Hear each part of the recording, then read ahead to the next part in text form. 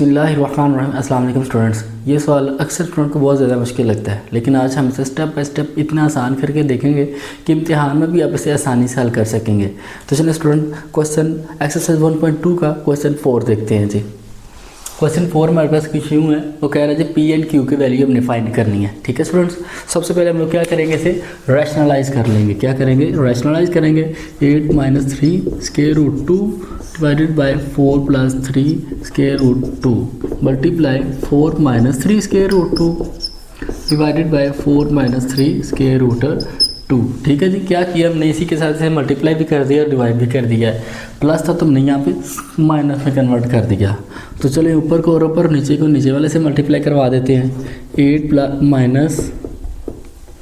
3 square root 2 into 4 - 3 square root 2 divided by, ये देखिए क्या फार्मूला हमारे पास बन रहा है, a + b into a - b equal होता है जी a का स्क्वायर माइनस b का स्क्वायर। ये + b है, ये a - b है, तो हमारे पास हो जाएगा ये 4 का स्क्वायर माइनस 3 स्क्वायर रूट 2 का स्क्वायर। ठीक है स्टूडेंट्स, अब देखें ये जो है पहले इससे मल्टीप्लाई करेगा, फिर ये वाला -3 स्क्वायर रूट इस सारे से मल्टीप्लाई करेगा।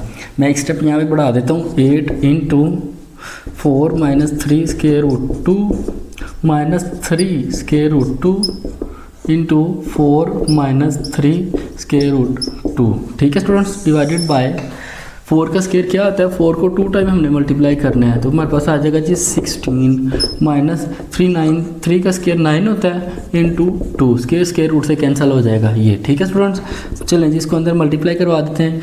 8 4 32 माइनस 8 3 24 स्क्वायर रूट 2 साथ वैसे ही आ जाएगा जी।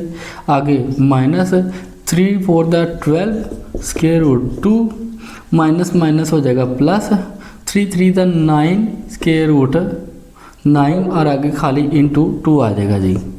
क्या आ जाएगा? 2 आ जाएगा। Divided by 16 - 9 to the 18। ठीक है स्टूडेंट्स, मज़ीद इसको सिंप्लीफाई करेंगे तो हमारे पास क्या आ जाएगा जी, ये 32 है, वैसे ही आ जाएगा 32 माइनस 24 और -24 आपस में प्लस होकर क्या हो जाएगा जी, 36 हो जाएंगे square root 2 plus 9 to the 18 divided by 16 में से 18 माइनस करें तो माइनस का 2 हमारे पास आता है। ठीक है स्टूडेंट्स, मज़ीद इसको सिंप्लीफाई करेंगे।